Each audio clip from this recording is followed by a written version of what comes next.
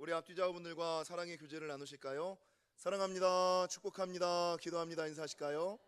사랑합니다. 축복합니다. 기도합니다. 하나님의 놀라운 은혜와 은총이 여러분과 여러분 가정과 생업 가운데 함께 하시기를 주님의 이름으로 간절히 축원합니다. 다니엘 세일의 특별 새벽 기도의 셋째 날, 그리고 우리가 가지고 있는 교제의 첫 과를 실제적으로 시작하는 첫날입니다.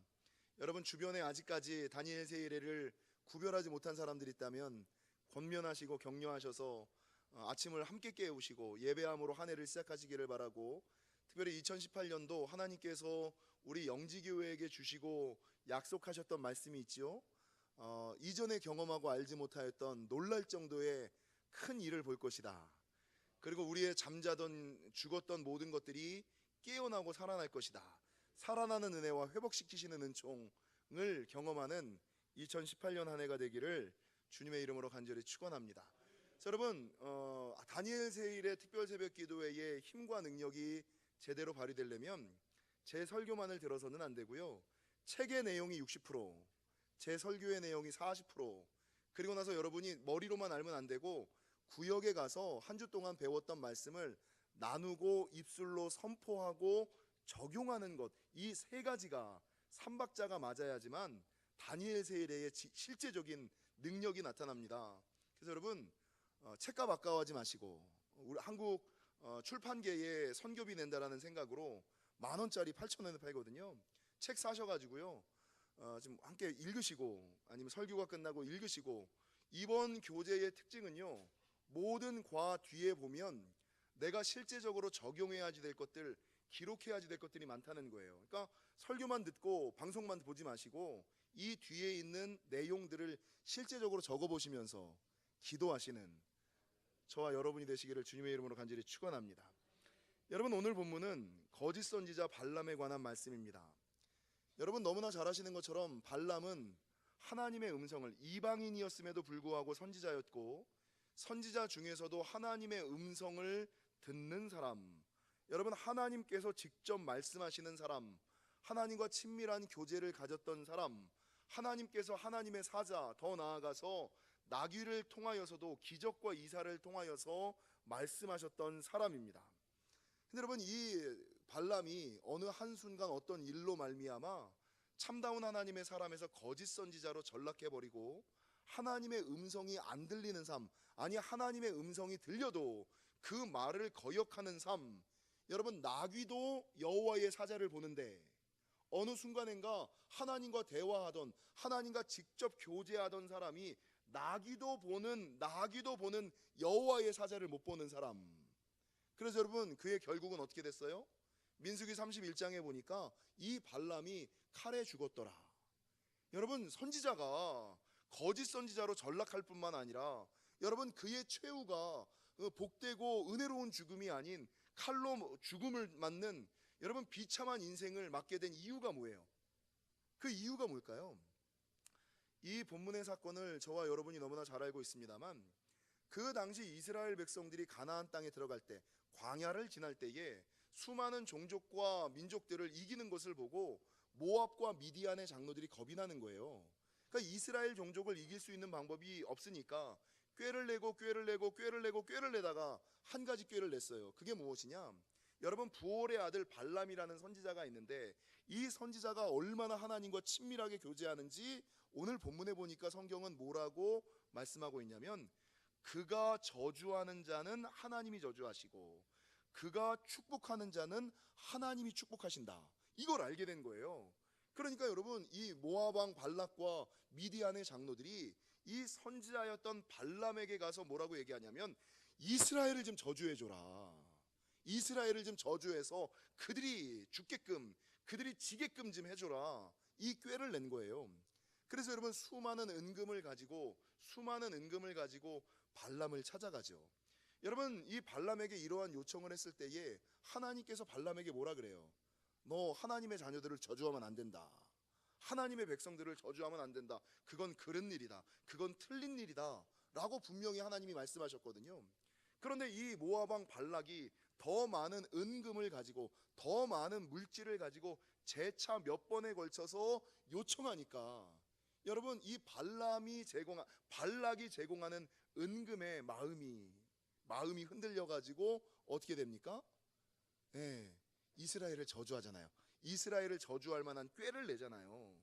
그리고 이 이스라엘을 저주하러 모압 왕 발락에게로 가다가 있었던 나귀 사건, 그게 오늘 저와 여러분이 읽었던 본문의 말씀 아니겠습니까?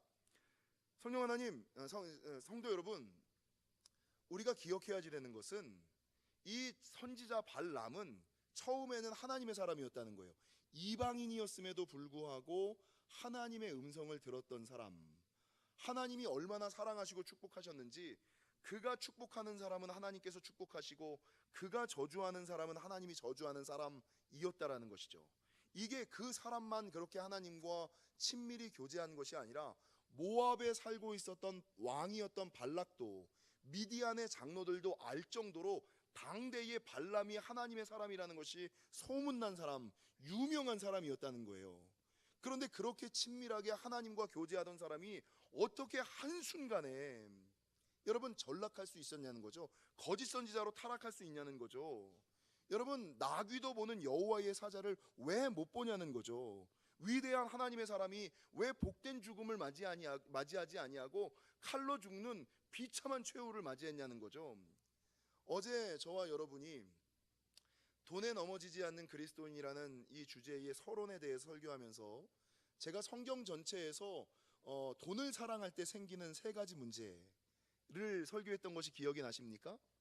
여러분, 성경에서 성도가 돈을 사랑할 때, 돈이 일만하게 뿌리가 아니라 돈을 사랑함이 일만하게 뿌리다. 돈이 문제가 아니라 돈을 사랑하는 내가 문제다. 옆 사람이랑 다시 한번 하겠습니다. 돈이 문제가 아니라 돈을 사랑하는 내가 문제입니다.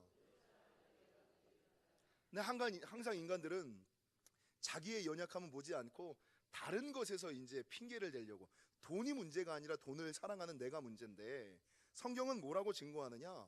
성도가 돈을 사랑할 때 세 가지 문제가 생긴다. 첫 번째가 뭐였어요? 디모데전서 6장 10절의 말씀처럼 디모데전서 6장 10절을 보니까 돈을 사랑함이 일만하게 뿌리가 되나니 이것을 탐내는 자들은 미혹을 받아 믿음에서 떠나 많은 근심으로 자기를 찔렀도다. 여러분, 성도가 돈을 사랑할 때 미혹을 받는다 그랬죠. 첫 번째가 미혹을 받는다 그랬잖아요. 미혹을 이기면 다행인데, 하나님이 지키셔서 유혹을 이기면 다행인데, 여러분, 미혹을 받아 어떻게 된다고요? 믿음에서 떠나. 여러분, 어떻게 돼요? 자기 그 많은 근심으로 자기를 찔렀도다. 여러분, 이 디모데전서 6장 10절의 말씀이 그대로 발람의 말씀 아닙니까? 여러분, 돈을 사랑할 때 생기는 두 번째 문제점이 뭐였어요? 여러분, 성경은 하나님께 버림받는다. 여러분, 돈을 사랑하지 말아야지 되는 세 번째 문제가 뭐였어요?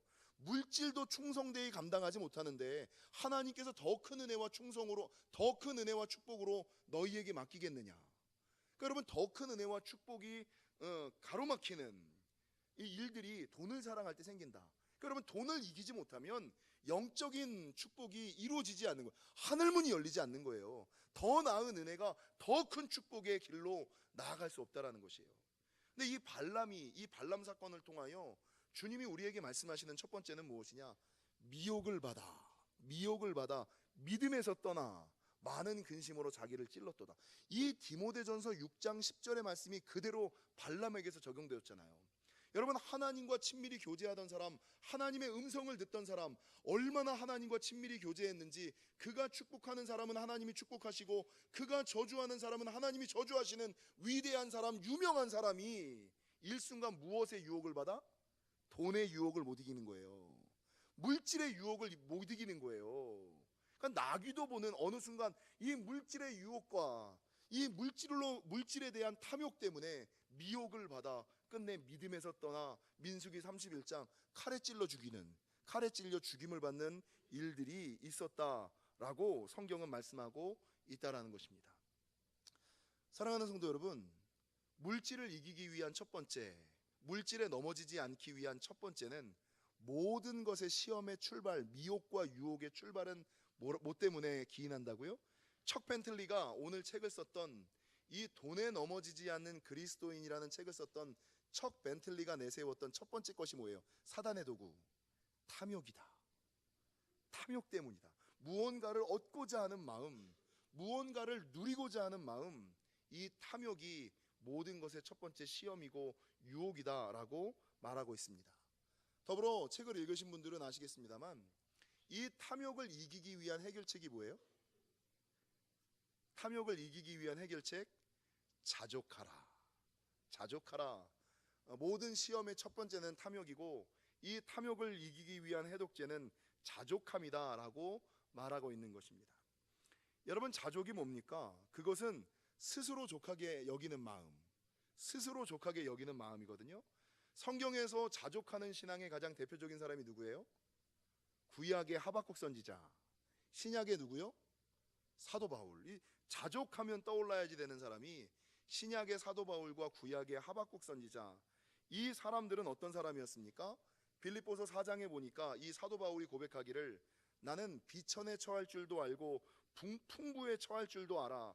모든 일 곧 배부름과 배고픔과 궁핍에도 처할 줄 아는 일체의 비결, 즉 주 안에 거하는 것, 이 주 안에 거하는 것을 얻었다.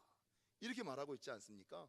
풍부해도 부족해도 늘 자족하는 마음, 하나님이 채우시겠지, 하나님이 더하시겠지, 하나님이 나보다 내 형편을 더 잘 아시겠지, 이게 자족하는 마음 아닙니까? 여러분, 구약 하박국에서는 성경은 뭐라고 증거하냐면 비록 무화과 나무가 무성하지 못하며 포도나무에 열매가 없으며 감람나무에 소출이 없으며 밭에 먹을 것이 없으며 우리의 양이 없으며 외양간에 소가 없을지라도 나는 여호와로 말미암아 즐거워하며 나의 구원의 하나님으로 말미암아 기뻐하리로다. 여러분이 기뻐하는 신앙, 주님으로 말미암아 기뻐하는 신앙, 내게 능력 주시는 자 안에서 내가 모든 일을 할 수 있다라는 이 믿음의 고백을 가지고 있는 것, 이 믿음의 고백을 가지고 살아가는 것이 자족하는 신앙 아니겠습니까? 그래서 여러분, 나를 물질로 걸려 넘어지게 하는 첫 번째 사단의 도구는 탐욕이다. 그리고 그 탐욕을 이길 수 있는 유일한 방법은 자족밖에 없음을 기억하시고, 스스로 족하게 여기는 마음밖에 없음을 기억하시고 자족하시는 저와 여러분이 되시기를 주님의 이름으로 간절히 축원합니다. 그러면 여러분, 자족은 어떻게 생기는지 아세요? 자족하세요? 스스로 족하게 여기는 마음. 성경에서 자족할 수 있는 방법이 뭘까? 어떻게 하면 스스로 족하게 여길까? 왜 나는 불안할까? 왜 나는 걱정할까? 왜 나는 염려할까? 이유가 뭘까요? 마태복음 6장에 보면 성경이 증거하기를 들에 핀 백합화를 보라, 공중에 나는 새를 보라, 이 말씀 아시죠? 여러분, 성경은 뭐라고 증거합니까? 오늘 있다가 내일 아궁이에 던져지는 들풀도 하나님이 이렇게 입히시거늘 하물며 너희일까 보냐. 여러분, 공중에 나는 새도 들에 핀 백합화도 입히시고 먹이신다는 거예요. 그래서 주님이 뭐라 그랬어요? 하물며 너희일까 보냐. 내가 너희를 안 지키겠니? 내가 너희를 안 먹이겠니? 내가 너희를 안 입히겠니? 가만히 있으면, 여러분, 그 옛날 홍해 앞에서 이스라엘 백성들에게 너희는 가만히 있어, 가만히 그냥 주의 역사하심과 구원하심을 기다리고 바라보기만 하면 되는데, 여러분, 가만히 있지 못하잖아요. 하나님이 역사하시게끔 기다려야 되는데 하나님이 역사하실 때까지 기다리지 못하고 걱정하고 근심하고 염려하고 자기가 일을 하려고 하는 그 마음, 그게 있으니까 매일같이 얘기하는, 우리 매일 기도에 얘기하는 거, When I walk, I works. When I pray, God works. 아시죠? 내가 일하면 내가 일하는 것이지만 내가 기도하면 하나님이 일하시는 것이다. 여러분, 내가 먹고 살려고 하면 안 돼요. 내가 문제를 해결하려고 하면 안 돼요. 나는 그저 기도하여 하나님이 역사하시게끔. 근데 그 기간을 못 기다리는 거야. 어떻게 하든지 내가 어떻게든 해보려고 하는 그 마음. 여러분, 주님이 뭐라 그러세요? 하물며 너희일까 보냐. 아니, 공중에 나는 새도 들에 핀 백합화도 입히시고 먹이시는데, 그러므로 염려하며 이르기를 무엇을 먹을까, 무엇을 마실까, 무엇을 입을까 하지 말라. 이는 다 이방인들이 구하는 것이라. 너희 하늘아버지께서 이 모든 것이 너희에게 있어야 할 줄을 아느니라. 그러니까 여러분, 걱정하는 신앙, 염려하는 신앙은 무슨 신앙이에요? 이방인과 같은 신앙이라는 거예요. 주 안에 있지만 실제적으로 주 안에 있는 신앙이 아니라는 거예요. 그래서 여러분, 자족은 언제 생길 수가 있느냐? 사단이 우리를 물질로 넘어뜨리게 하는 첫 번째는 탐욕이고, 탐욕을 이길 수 있는 방법은 자족함밖에 없고, 이 자족은요, 하나님의 말씀과 약속을 믿을 때만, 하나님의 약속과 말씀을 믿음으로 말미암아만 생기는 것이 자족이라는 거예요. 더 쉽게 얘기할까요? 여러분, 믿음으로만 생기는 것이 자족이에요. 하나님을 믿고 말씀을 믿고 약속을 믿을 때 하나님께서 입히시겠지, 하나님께서 먹이시겠지, 하나님께서 살리시겠지 라고 생각하는 그 믿음이 있을 때에만 세상의 물결이 어떠하든지 간에, 물질이 있어도 건강이 있어도 없어도 지혜가 있어도 없어도 자족할 수 있는 신앙은 어디에서 생겨요? 믿음으로 말미암아 생기는 것이다. 그래서요, 제가 말씀을 준비하다가 저희 집 그 아이들과 제가 하는 말이 있어요. 여러분, 무언가가 필요로 하는 거, 이게 탐욕, 욕구, 욕망 이렇게 얘기하잖아요. 여러분, 탐욕을 이기는 방법은 실제적으로 좀 훈련하셔야 돼요. 오늘 우리 교재가 가지고 있는 것이 머리로만 알지 말고 실제적으로 한번 적용해봐라. 이게 교재의 특이성인데, 사람이 살아가다 보면 무언가를 구하고자 하는 마음이 들 때 있어요. 무언가를 얻고자 하는. 근데 그때 이 소비를 하고자 할 때 판단하는, 생각해야지 되는 기준이 하나 있어요. 그게 뭐냐? 내가 지금 이것을 사려고 할 때 이게 욕구냐 욕망이냐를 구분하셔야 돼요. 욕구냐 욕망이냐를 구분하셔야 돼요. 욕구와 욕망의 차이가 뭔지 아세요? 여러분, 욕구라는 것은요, 살아가는데 필요로 하는 것, 가장 기본적인 것들을 원하는 거. 그러니까 여러분, 먹는 욕구잖아요. 살아가기 위해서 기초적으로 필요한 거, 필수 불가결적으로 필요한 거, 이거는 죄가 아니에요. 욕구는 죄가 아니에요. 근데 뭐가 죄예요? 욕망이 죄예요. 그래서 여러분, 한자를 잘 하시는 분들은 욕구를 쓸 때는 이 욕자에 그냥 이 욕자를 쓰거든요. 이 욕자를 쓰거든요. 근데 욕망의 욕자는 이 욕자 밑에 뭐가 있어요? 마음 심자가 있어요. 그러니까 쉽게 얘기하면 이거예요.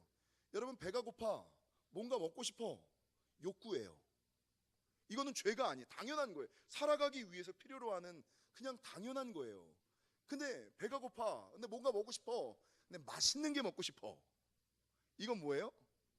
욕망이에요.